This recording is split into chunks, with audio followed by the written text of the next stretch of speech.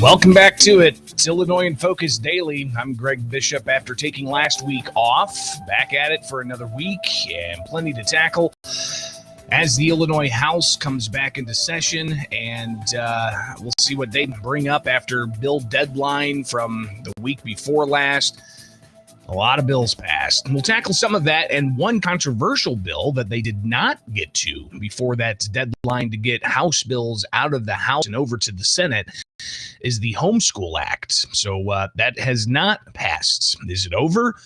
Not quite. Of course, May 31st is the deadline for any legislation to pass with simple majorities. So we'll be watching that closely.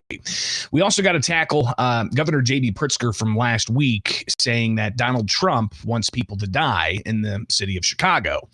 But obviously, Republicans, the Trump administration, taking a different approach when it comes to the sanctuary state policies. And we do have some movement on some of that litigation of the U.S. Department of Justice suing the state.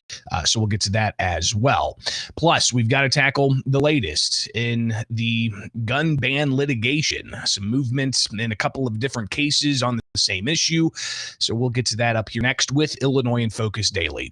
Want to remind you, be sure to go check out thecentersquare.com. Get the headlines in your inbox each and every weekday morning from Illinois, but you can also get headlines from what's going on in Washington, D.C.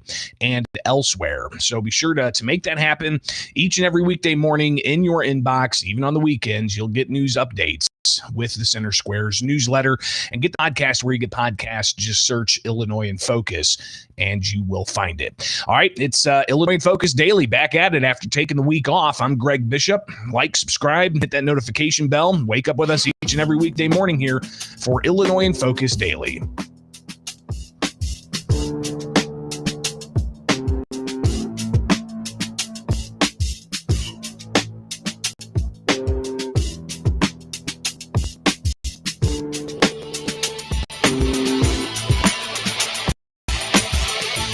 Illinois gun ban litigation still moving through the courts. We've got a couple of different cases to tackle here, where one case was stayed pending the outcome of another case.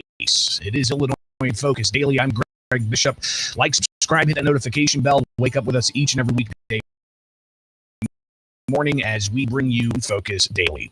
All right, it is obviously something we've been tracking quite a bit here with Illinois as the state enacted a gun ban of more than 170 cylinders and magazines over certain capacities back in January of 2023. They passed it in legislation, I believe, having to deal with insurance. They gutted and replaced a bill with the gun ban during lame duck session, and they got enough votes to get it across the finish line, and the governor signed it, acted it immediately. And then lawsuits were filed. You had state-level lawsuits that's brought about thousands of temporary restraining orders against the state. And then you also had the Dan Calkins case go all the way to the Illinois Supreme Court, raising questions about conflicts of interest within the court because the litigants in that case, the defense, Governor Pritzker, and the Speaker of the House and the Senate presidents, all having given funds to the political campaigns of two then Supreme Court justice candidates who got on the bench after an election and did not recuse themselves. So that question was brought up at the Illinois Supreme Court. They denied recusal, and then they went forward, heard the case, and ruled against Calkins in favor of the state. So those are the state-level cases. We haven't seen much else challenge the gun ban in state-level court. The federal cases are really what a lot of people are watching because it can go all the way to the U.S. Supreme Court. The federal cases where we're looking at here. The Barnett case, which is a consolidated case out of the Southern District that had the judge there, Judge Stephen McGlynn out of East St. Louis. He ruled in favor of the plaintiffs' groups, the four different groups that sued the state in the Southern District of Illinois. And, he ultimately said that the law is unconstitutional. They had a very protracted legal wrangling going back and forth on preliminary issues, all the way up to the appellate courts, which ruled against the plaintiffs, saying that automatic firearms are too powerful and too similar to military grade. Then that went all the way up to the U.S. Supreme Court, and the U.S. Supreme Court said the case is not ready yet. It's all on preliminary grounds, not on the merits. So it got kicked back to the district court where they had that bench trial. A lot of conversation.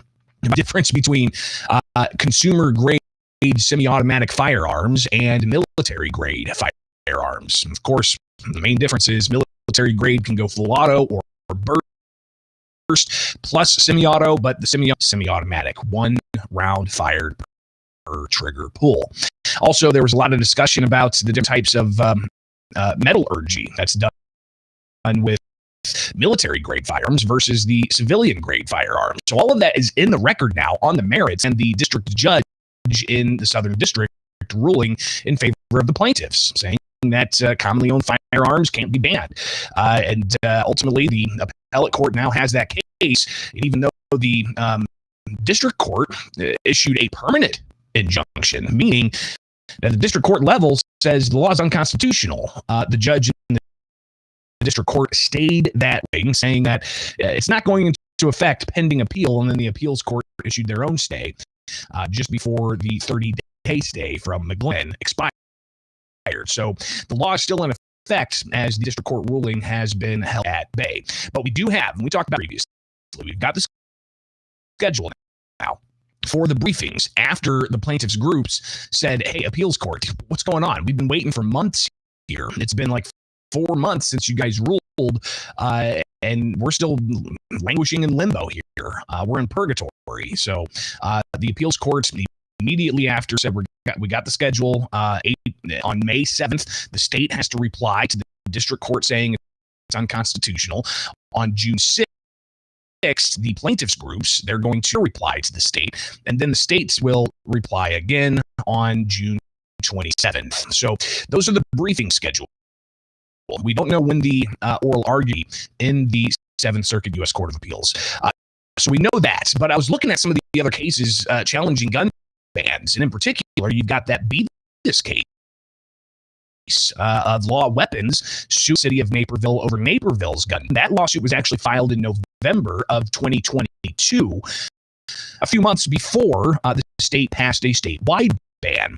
And then after the state passed the statewide ban, the Beavis plaintiffs challenged the state as well, so they modified their lawsuit. Well, that went all the way up on preliminary grounds to the U.S. Supreme Court as well. U.S. Supreme Court not taking that. It's back in the district court, and looking at the most recent docket entry from the district court in the Beavis case, it says the judge has a motion and answering a motion from litigants in the Beavis case, and they're going to stay the Beavis case. They're going to hold off from continuing forward on the Beavis case pending the Seventh Circuit's decision in the Barnett case, which is a district case. So it's hereby stayed. So there's not going to be any movement on the Beavis case pending what happens on the case out of the Seventh Circuits from the Barnett plaintiffs. And the Barnett is, you've got 4 different groups that were lumped together in that case.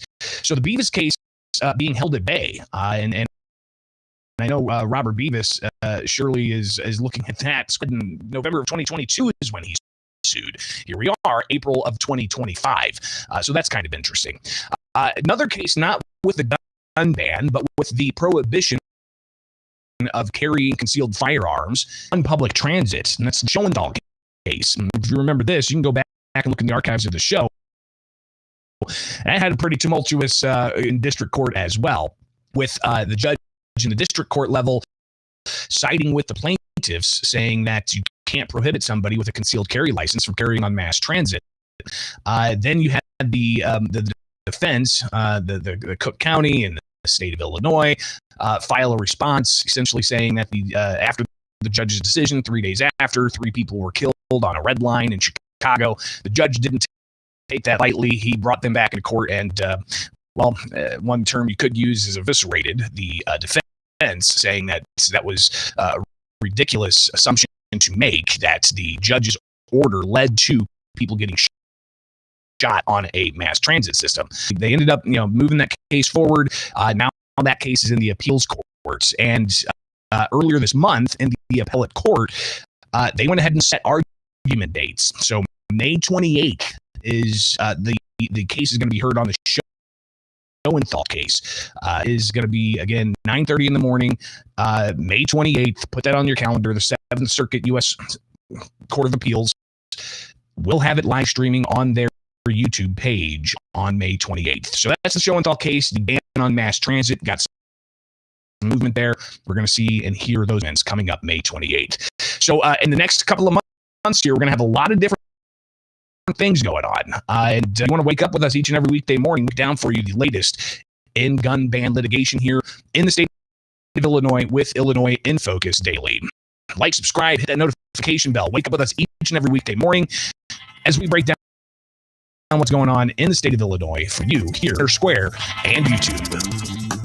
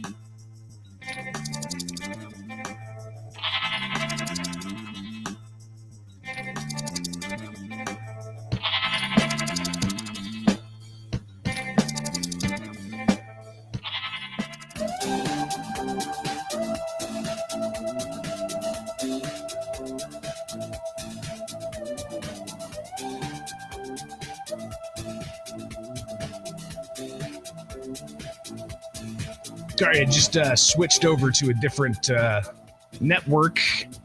Hopefully that has things a bit more clean here for the live show. But obviously, don't forget, you can get the podcasts uninterrupted each and every weekday morning, but you can also find segments of this show after the fact with the Center Square on YouTube, so go check that out. All right.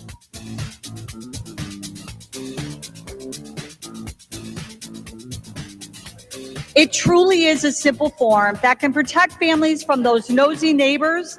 They can demonstrate best practices in homeschooling, things that they're already doing. A simple form was not so simple, was it?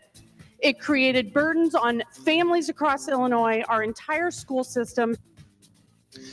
That was just some of the back and forth on the Friday before last Friday when the House was in session talking about the Homeschool Act. Tara Costa Howard, a Democrat, versus Amy Ellick, a Republican, and that's just one of the hundreds of bills that we thought could happen but didn't. And looking at the grand total here, welcome in. It's Illinois in Focus Daily. I'm Greg Bishop. Like, subscribe, hit that notification bell. The running tally of bills that have passed the General Assembly House and the General Assembly Senate in Illinois totals 540. And they passed those in the week and a half that they were both in session. So the House, altogether in the week before last, passed 380 bills out of the House. 380. So they had Monday, Tuesday, Wednesday, Thursday, and Friday. Thursday was the busiest day. 117 bills passed the House. Tons of stuff. Obviously, it could take all day for us to break down all of those measures. But the House passed 380 bills that week. The Senate, they were in for 3 days, and they passed 109 bills on one day. Tons of those were shell bills, 44 on another day. And then they came in on Friday and passed 7 bills before they adjourned. The total number, 540, again, for the week that they were in the week before last. Clearly, there's a lot to be said about how much legislation has been passed and what exactly is, worthy of being legislation or not. And that's going to be up to each individual taxpayer. But 540 bills. Now, in the Senate, they did pass that measure, essentially saying that you have to lock up your firearms, safe gun storage, and a whole bunch of other things associated with that as well, like penalties if you don't report your firearms stolen after a certain amount of time. So clearly that's controversial. The Senate did pass that, and they passed it back over to the House. So the House can take that up now in the weeks ahead. But one measure that didn't pass the House, which we were waiting for late Thursday, because we didn't get out of there until like 10:30 Thursday, they did not end up bringing up the Homeschool Act, controversial legislation that would require homeschool parents to essentially notify the state that they homeschool their kids. But it would have also have lumped homeschool in with private school and tons of other regulations that go along with that in being considered a private school. So homeschool parents en masse, tens of thousands of them, ultimately filed witness slips against the measure. So the opposition was mounting, and it came time for some clarity on if the measure was going to be brought up, Friday being the bill deadline day. Tara Costa Howard getting up to her microphone in the House and saying that, the bill was not ready yet. I rise today to talk about the Homeschool Act. The intention of everyone involved in this bill was to create new protections for children and families. It truly is a simple form that can protect families from those nosy neighbors. They can demonstrate best practices in homeschooling, things that they're already doing, keeping records of a child's progress, and the many different things that they can learn. But most important, it provides a tool to make sure children do not go dark and missing. We want to know they are okay. There is nothing in this bill that requires a curriculum.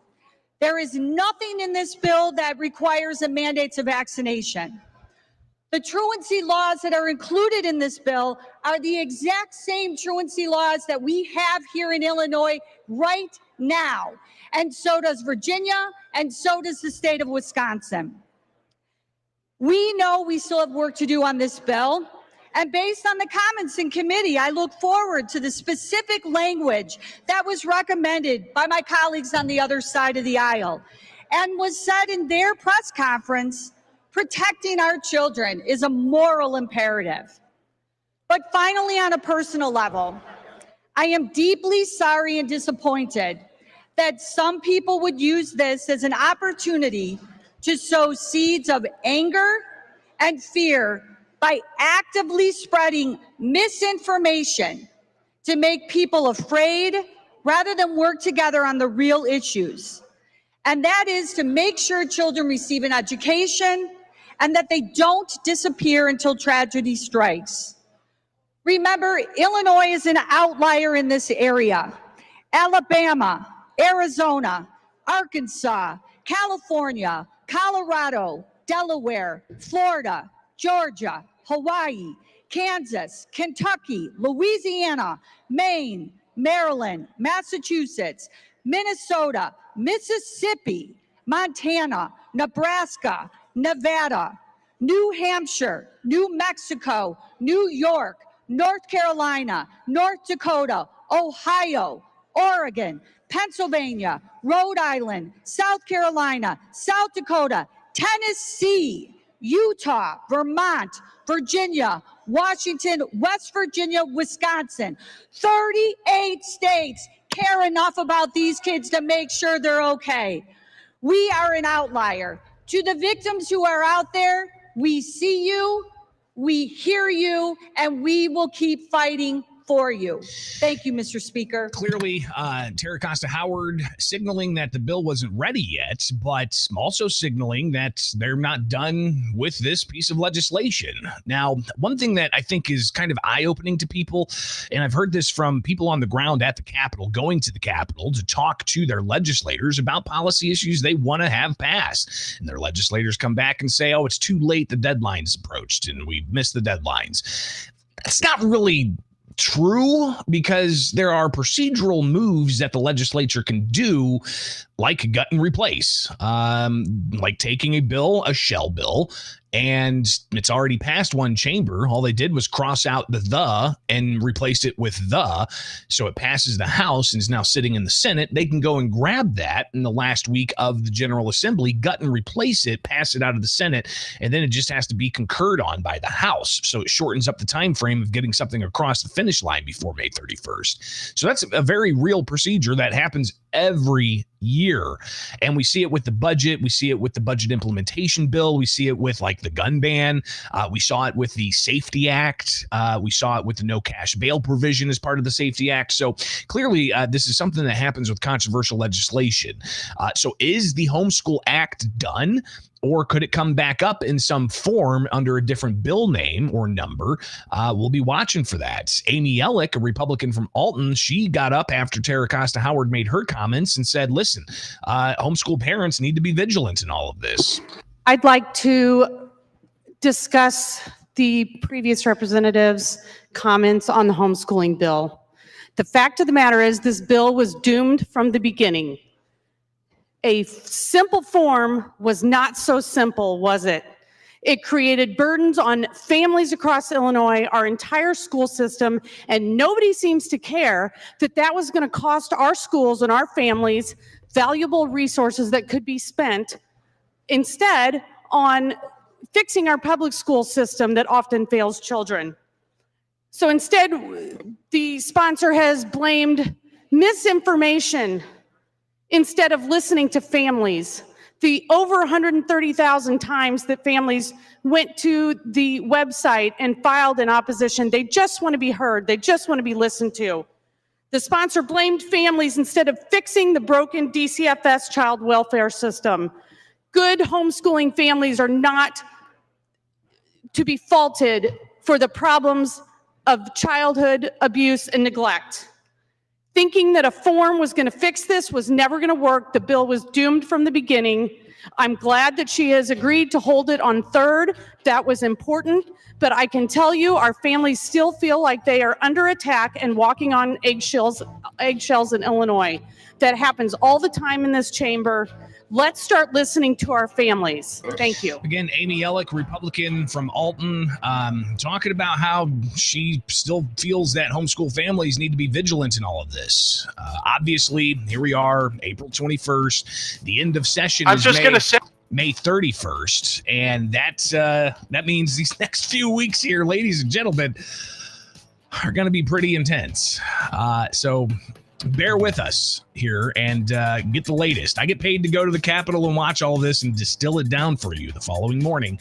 That's why we have Illinois in Focus Daily. So like, subscribe, hit that notification bell, get over to thecentersquare.com and get the newsletter as well to get the headlines in your inbox. Even though I was off last week, hopefully you got plenty of headlines from the Illinois team with the Center Square.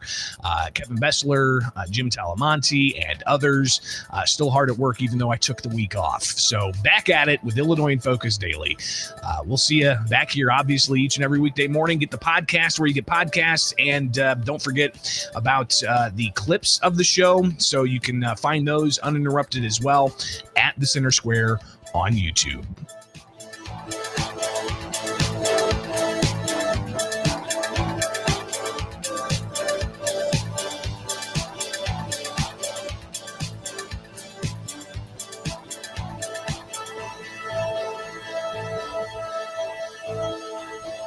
I'm just going to say out loud what I know a lot of us are thinking in this room. Donald Trump is okay if people in Chicago die It's Governor J.B. Pritzker last week at an event talking about funds for violence interruption in the city of Chicago, saying that Donald Trump wants to get rid of some of these federal grants to cities for law enforcement and violence interruption. Welcome back. It's Illinois in Focus Daily. I'm Greg Bishop. And obviously, if you subscribe to the newsletter, you saw that story last week, and also with the weekend edition of Illinois in Focus Daily, you heard some of that conversation. But we've got some other elements here to tackle with the crime rates, with federal funding, with the state's sanctuary policies. So it's right here with Illinois in Focus Daily. The issue of federal dollars being used to give to nonprofit organizations, how those are ultimately implemented, and are we seeing any benefit? Are we seeing crime rates come down? You have the governor and the Chicago mayor talking about crime rates. In particular, Chicago Mayor Brandon Johnson said that crime rates are going down. I'm proud to say in the city of Chicago, crime is down. In fact, as I stand before you today, we have seen over 23% decrease in homicides this year alone. In the month of April, homicides are down 67%. That does not happen without the partnership with violence interrupters, community members, as well as our police department. And while this is encouraging news, we know that any shooting or any death is one too many. So Johnson laying out that crime is down. I just pulled up the statistics here from Chicago Police, which you can see for yourself. Just search Chicago Police crime statistics. And look, I mean, there's a lot of green there, especially when you look at the last 7 days and the last 28 days and year to date. Murder down year to date, 24%. But then when you go out and you look at the 4-year average, you can see there murder rates continue to be down. The 4-year average is down 37%. However, criminal sexual assault up 1% over 4 years. But the 3 years before that, you do have a decline. But then you start breaking down some of the other numbers. Motor vehicle theft up 68% over the last 4 years.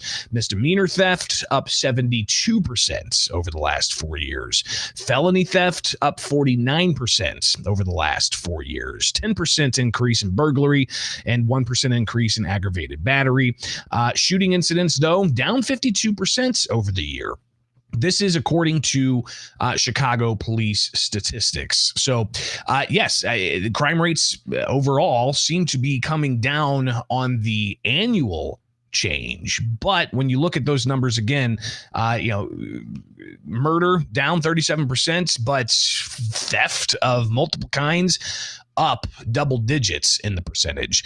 How that is, being combated, obviously, you've got the issue of federal funds that the city of Chicago wants to maintain, saying that it helps with, discouraging violence. Governor Pritzker talking about this, saying that the Trump administration wants to get rid of those federal funds for Chicago. I'm just going to say out loud what I know a lot of us are thinking in this room. Donald Trump is okay if people in Chicago die. Why? Because he wants to cut life-saving programs. That's what's going to happen. People will die if we cut violence intervention programs. Why is he doing this? Why is he doing this? So that he can give massive tax cuts to the wealthiest people in America.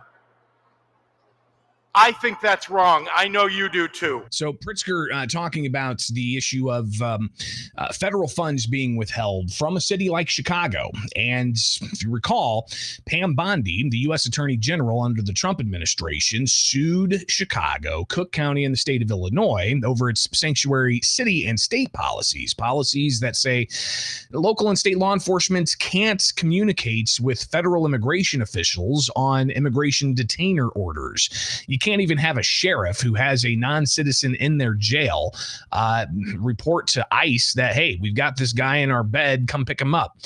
So obviously the state laws countering the federal immigration authority and the U.S. Department of Justice suing the state of Illinois.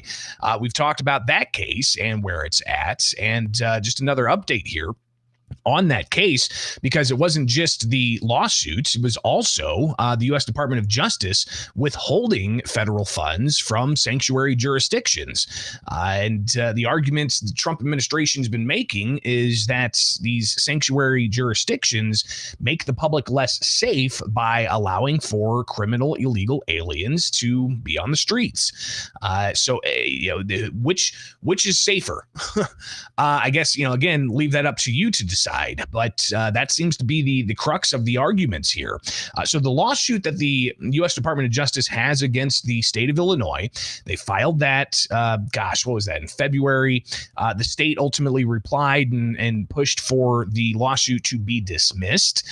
So now you have the U.S. Department of Justice last week putting in a motion to have a hearing on summary judgment. So the United States filing that motion for summary judgment. You then have a document that was filed by the U.S. Department of Justice supporting that. Then you have other docket entries where the judge on April 15th said defendants have until April 22nd, tomorrow, to advise the court, preferably through a single consolidated filing, as to their position on a briefing schedule and discovery in light of the United States motion for summary judgment. No replies are permitted unless the court requests a reply. So tomorrow, we should see the states and county and city in a consolidated filing file their response to the U.S. Department of Justice looking for summary judgment in this case challenging the state's sanctuary policies. So that case is very much moving forward, as again, you've got the Pritzker administration saying that Donald Trump wants people to die on the streets of Chicago. Public safety is under attack by the Trump administration. Over the past few months, the White House has dissolved the Office of Gun Violence Prevention. They've threatened dramatic cuts to ATF. They've repealed the policy of zero tolerance for rogue gun dealers.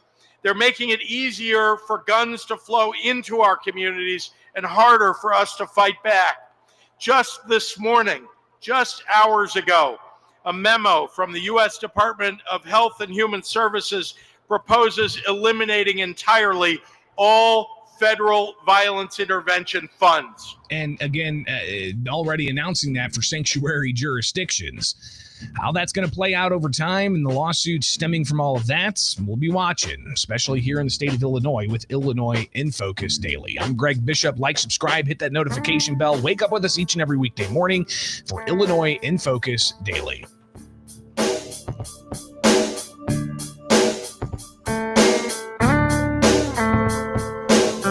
I really appreciate you guys being back with me after I took the week off. Apologize for that first segment live being a little blippy and whatnot. Just had to make sure I was on the right network. But again, you can watch it in high def as a isolated segment. We upload to the YouTube channel, and you don't just get clips of this show or segments of the show or the live show. You also get news clips from not just Illinois, but across the country and even what's happening over in Washington, D.C. So be sure to like, subscribe, and share it up the center square here on YouTube. As I see people in the live chat, which is another reason why you should wake up with us live in the morning, you've got the U.S. Supreme Court putting out their order list after some conference time Friday. We'll click on that, see what they've got, do a quick search for Snopes, which is the Maryland case, and nothing, nada. So no Snopes case. That's the Maryland gun ban challenge that the U.S. Supreme Court's been asked to take up. It's on final judgment, so it's all ripe and ready to go, but the U.S. Supreme Court has not decided whether they're going to take that case. We'll see what happens there, as the Illinois case in the 7th Circuit U.S. Court of Appeals has a briefing schedule. We'll be watching all of that. All right. Have yourself a wonderful rest of the day. Happy Monday. I had a nice week off. Got a little bit of sun, but I was sure to douse my entire body in sunscreen, so that was much needed. All right, guys, have a wonderful day. We'll see you back here tomorrow morning. For Illinois in Focus Daily, get the headlines in your inbox by subscribing to the newsletter at thecentersquare.com and subscribe here on YouTube for The Center Square to get this show and so much more. Have a great Monday.